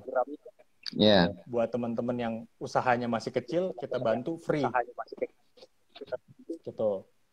Cuma kita pakai template kita istilahnya gitu, biar fit kita juga nggak berantakan. Nah kalau misalnya yang usahanya udah mulai bagus, ya wajar lah untuk ngasih pemasukan ke media ini juga, biar media ini bisa berkembang lebih lagi gitu. Karena kembali lagi emang ini pusatnya buat kegiatan-kegiatan ke komunitas gitu kan. Dan ini sedang kita berjalan sih. Gue udah bentuk timnya, dan gue pengen istilahnya ini berjalan pelan-pelan dulu, karena kan orang-orang yang terlibat di sini juga lagi bertahan hidup nih di tengah pandemi gitu. Iya. Jadi kita tapi emang itu itu suatu yang bagus sih, Vin. Maksud gua kedepannya kan kita kayaknya bakalan di-push lebih ke ini ya, ngembangin diri di online ya, karena pengaruh dari pandemi ini juga gitu kan. Ya. Jadi memang kita juga harus pinter juga sih, harus pinter juga memanfaatkan situasi gitu. Jadi kalau lo bilang tadi ide lo kayak gitu, itu bagus banget sih. Ya mudah-mudahan bisa bisa running, bisa tercapai gitu dan bisa memberikan manfaat buat teman-teman komunitas gitu. Iya, ini kayak tadi nih ada yang bilang Rudi ini kan istilahnya teknisi memasang kanopi atau dekorasi lah buat yang di yang di rumah-rumah gitu. Nah itu bisa semua usaha yang teman-teman Laziale mau usaha nih tadi bilang itu usaha ya, kambing, usaha apa, istilahnya apa? kita bisa bantu gitu loh. Dulu kalau nggak salah ada yang namanya sejasa itu loh. Cuman kan dulu itu jasa semua ya. Iya. Ya kalau misal kita nggak batasin cuma jasa terus ada penjualannya juga ya bisa lebih bagus gitu. Tinggal dipikir aja lagi nanti konsepnya gimana sama apa ya aplikasinya gimana gitu. Ya karena memang berarti gini, kita belum ketemu. Kemarin gue ketemu temen gue yang dari Tokopedia, orang e-commerce, dan gue diskusi banyak lah. Gue diskusi banyak. Oh bagusnya dibuat bisnis ini lebih. Ya itulah tadi tercetuslah ide. Lu jadi selebgram buat komunitas lu dulu aja. Jadi Lazio Indonesia ini sama istilahnya, kalau Lazio Indonesia kan ada Lazio Indo Calcio, ada akunnya juga tim kecil sendiri, ada region-region gitu. Jadi kita bisa kerjasama sama beberapa region, kita bikin gitu loh. Ini media, gua iniin, gua publikasiin. Kalau emang media lu baru dan istilahnya kecil, ya udah lu free, nggak usah bayar. Tapi kalau misalnya memang usahanya ada, ya udah kita kasih harga murah. Intinya sama-sama saling membantu. Karena tujuan gua di sini awal bikin media ini untuk ya ini kan kita sama-sama susah nih gitu loh. Kita lagi susah. Kita membantu teman-teman dengan cara kita yang seperti ini. Karena kan kalau dikasih bantuan kayak kemarin gitu pas charity Ramadan, ya berat juga kalau kita setiap bulan itu bikin charity, berat banget. Nah, kalau media ini salah satu solusi lah yang bisa kita jalanin sementara ini gitu. Bisa kita jalanin. Oke. Ya mudah-mudahan berjalan baik. Terus itu tadi gue yakin sih teman-teman pasti pada yang punya usaha kecil ini pada keluar gitu. Iya. Ya itu tadi ada yang nanya tuh Pres, LI Shop masih jalan nggak sih? Lazio Indonesia Store sebenarnya yang bikin gak jalan tuh gue jujur aja gue. Karena ini kan dulu adminnya ini kan gue serahin ke adalah beberapa adminnya gitu, cuma nggak bisa berjalan. Dan sekarang semua bola ada di tangan gue. Nah ini di belakang gue itu tuh ada stok tuh di samping sepeda anak gue tuh. Nah itu stoknya Eli Store. Nah itu mau gue up lagi, itu isinya ada baju, ada baju, ada shawl segala macam. Dan kemarin juga gue sih sebenarnya kepikiran juga buat jadi kemarin tuh ada satu dari anak Laziale gitu, tim gue juga. Gue pengen bisa bikin usaha dong, tapi pengen joinan sama gue. Ya udah nanti kita bikin usaha bareng, tapi atas nama pribadi. Kita nggak bawa nama-nama LI. Cuma gue minta lu harus punya kontribusi juga ke LI gitu. Jadi kayak gitu-gitu sih. Karena gue tahu anak-anak kayak kemarin lelang aja. Ada yang datang ke gue lelang minta tolong bantuan dong untuk pick up karena buat pemasukan juga. Ya udah gue bantu selama gue bisa bantu gue bantu. Oke Pres, itu tadi ada yang bilang 15 menit lagi udah habis. Kita gimana, lanjut atau mau udahan aja? Tanggung lah ya, dihabisin aja lah ya. Oke, siap. Terus mungkin ada yang mau nanya-nanya kali di sini nih tentang Eli Jakarta. Ya benar. Ini gue kalau live sama Cawas nih kali, gue ngerokok kali nih. Ya, sambil ngerokok aja lah. Gue kan nggak ngerokok, jadi gue minum aja, gue minum. Lihat bini gue.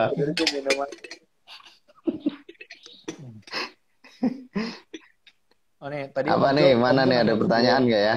Om Jo nanya tuh di grup tadi. Nanya di grup, nanya di komen. Oh, wah tuh. Apa tuh? Bini gue nanya tuh Pres. Bisa kapan? kapan tuh bisa jadi PT Lazio Indonesia Ltd? Ya secepatnya lah. Sebenarnya Ya nggak menutup kemungkinan lah. Itu ya, bagus itu. betul. Nggak, karena gini nih, ini sudut pandang gue ya. Gue sih secara prinsip gue nggak mau cari penghasilan dari komunitas. Ini prinsip gue nih. Yang penting komunitas bisa berjalan. Cuma kan yang selama 4 tahun ini gue bergerak gitu loh. Hampir beberapa kali kita ada momentum kita nombok gitu loh. Kita nombok dan itu nilainya nggak sedikit gitu. Bahkan kayak waktu contohnya Rakerli kemarin itu ada kekurangan, gue minta setiap anak-anak yang ada di tim gue nombok 1 orang 300.000. Dan itu ya ngeluhnya bukan main teman-teman. Cuma maksud gue yang pengen meminimalisir hal-hal nombok itu dengan kita punya usaha ini, sampingan ini gitu ya. Dan memang gue juga belajar dari waktu itu kan Dani pernah bikin LI Bandung Store untuk ngebantu apa istilahnya kasnya LI Pusat gitu, dan itu memang bagus juga, cuma nggak konsisten lah gitu, akhirnya terpecah. Oh iya, nih gue dapat ini dari Fajri juga nih ya. Minta doa buat member kita LI Jakarta yang udah berpulang tahun lalu, dan juga ada yang baru Eko Budi. Benar. Bulan lalu. Ya nanti inilah kita bacain doa. Ya, kita bacain doa dan turut berduka cita buat keluarga dan teman-teman LI Jakarta. Gitu sih. Apalagi nih pertanyaannya? Ya intinya sih usaha-usaha yang bisa kita, intinya sih komunikasi dan transparan sih Bang. Ya itu penting. Karena kalau lo bilang tadi lo nggak mau nyari makan di komunitas, emang benar. Cuman kan komunitas juga harus berjalan dengan ada kas gitu kan. Nah, kasnya itu dari mana? Kan kita harus kreatif juga ngolahnya gitu loh. Betul. Jujur gua berapa menit lagi nih, Pres? Gue manggil kemarin kan pas pembentukan tim gelombang kedua di 2018, gue panggil satu orang namanya Andy Endol. Nah, karena gue tahu kesulitan gue di awal itu penyusunan kas, apa istilahnya, laporan kas ini yang ribet banget gitu.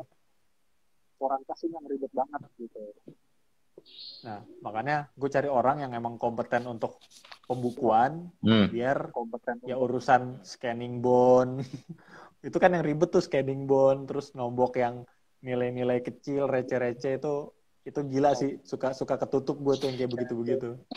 Jadi gue panggil orang yang mau bener-bener ngurusin pembukuan lebih rapi lagi lah.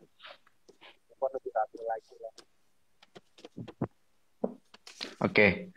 Terus tuh tadi tuh Fajri tuh habis pandemi jalan-jalan lagi lah, Lijek. Ya, kalau memungkinkan ya Juri ya. Kita jalan-jalan lagi ya. Ya udah lo, rek lo lah. Kalau nggak lo kan nggak jalan. Pokoknya lo lah, karek ke sepanjang masa pokoknya lo. Yoi. Mau jadi pengusaha kambing lagi deh. Tuh. Jadi pengusaha kambing. Yoi. Biasa tuh, masuk ke rumah ternaknya Om Jo bisa deh tuh. Pengusaha muda Serang. Yoi. Ya, Pres.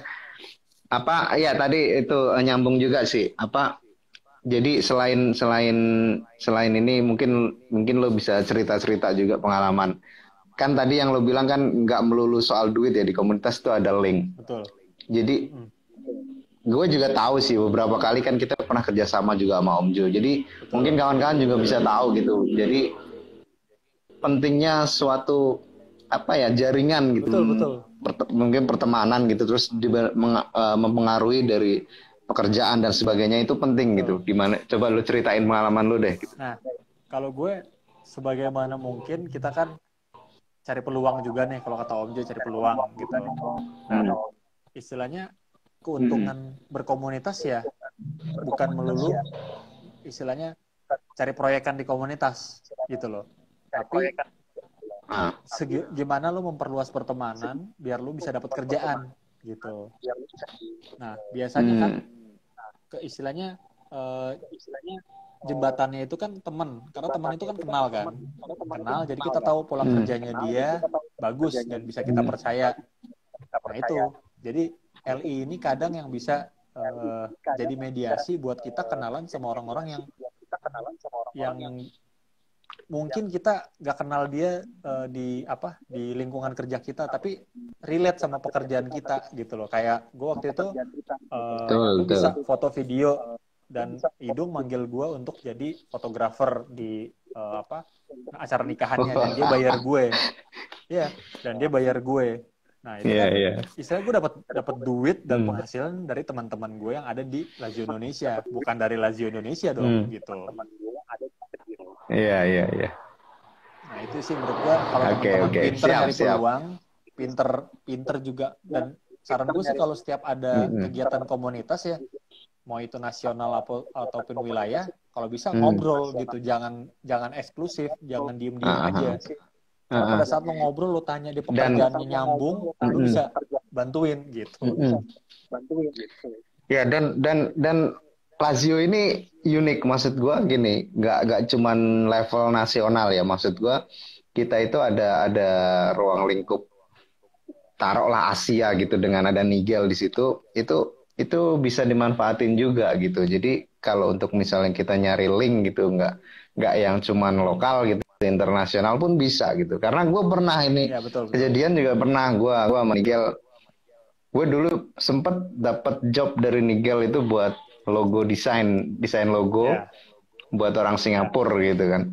Dan lumayan dapat satu logo bisa dapat $100 gitu kan, lumayan, logo simple banget gitu kan. Lumayan banget. Ya udah, jadi iya makanya kan itu bisa dimanfaatin gitu kan. Jadi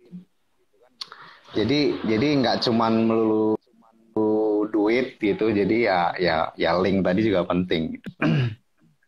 Ya itu sih Bang, gua harap sih teman-teman. Oke, Pres. Kayaknya intinya gue pengen teman-teman kalau punya usaha lanjut dulu. Kita sharing, kalau apa yang bisa kita komunitas bantu, kita bantu gitu, karena kita saling mengerti lah kondisinya sekarang tuh. Kita nggak bisa juga diem di rumah sambil nunggu uang jatuh gitu kan. Ya kita mesti kerja, dan sekarang ini gue mau buka banget kalau komunitas bisa ngebantu teman-teman semua gitu. Iya. Itu aja sih. Oke. Siap. Durasi udah mau habis nih. Terima kasih untuk Presiden Lazio Indonesia. Terima kasih Bang. Gue yang terima kasih sebenarnya. Gue sebagai pembawa acara shift 2, gue mengucapkan terima kasih. Ya, salam buat keluarga semua. Sama-sama Bang. Bang. Sehat selalu ya Bang. Terus stay safe, stay healthy. Sukses juga buat Lijek dan LI. Amin. Ditunggu di Jakarta ya Bang ya. Ciao, oke. Forza Lazio. Oke. Itu 2 jam hampir 2 jam kita live bersama Bang Rizda. Dan terima kasih buat teman-teman yang masih setia menonton. Hari ini tepat 12 tahun ulang tahun Lijek, LI Jakarta. Dan salut buat teman-teman region Jakarta yang masih tetap aktif gitu. Dan ya kegiatan yang lagi berjalan sih itu lomba PES ya, turnamen PES yang digagas Arvior sama Rusdi. Jadi teman-teman kalau misalnya memang mau tergabung di turnamen PES itu bisa cek di BVLI Facebooknya. Dan terima kasih buat teman-teman semua yang udah nonton. Kita akan live lagi beberapa hari kemudian karena ini 3 hari berturut-turut tidak berhenti. Itu aja paling dari saya. Oke. Terima kasih buat teman-teman semua. Forza Lazio Grande LI Jakarta.